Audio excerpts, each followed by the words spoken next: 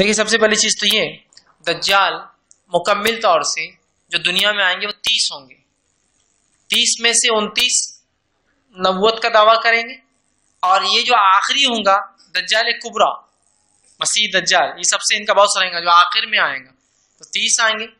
جس میں سے ایک روایت میں آتا ہے کہ جو دجال ہوں گا وہ یہودی والدین کی اولاد ہوں گی، لیکن اس تعلق سے وضاحت نہیں ہے وہی ہے جو وہاں دیکھا تمیم نے یا کوئی اور ہے وہ جو 29 میں سے ایک، مطلب ٹوٹل 30 ہے نا، ایک وہ جو تمیم نے دیکھا یہ اصل مسیحی دجال، لیکن اس کے علاوہ 29 آئیں گے.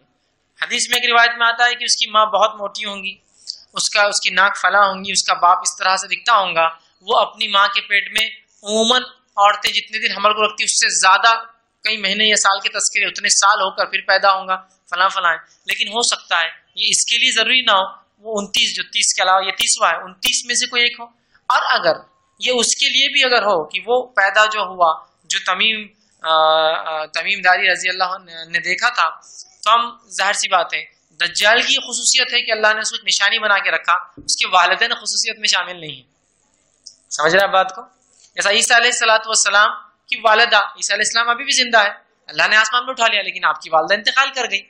ٹھیک ہے، تو اسی طرح دجال یہ زندہ ہے لیکن اس کے والدین عمومی طور جیسے انسان جیتے اور مرتے ہیں، بہرحال وہ مر گئے ہوں گے. اس کو اللہ نے خاص ڈھیل دے رکھی ہے چونکہ یہ امت کے لیے ایک آزمائش بنایا گیا ہے. جی، دین کی بات پھیلانا صدقہ جاریہ ہے. ثواب کی نیت سے ویڈیو کو شیئر ضرور کیجیے. جزاک اللہ.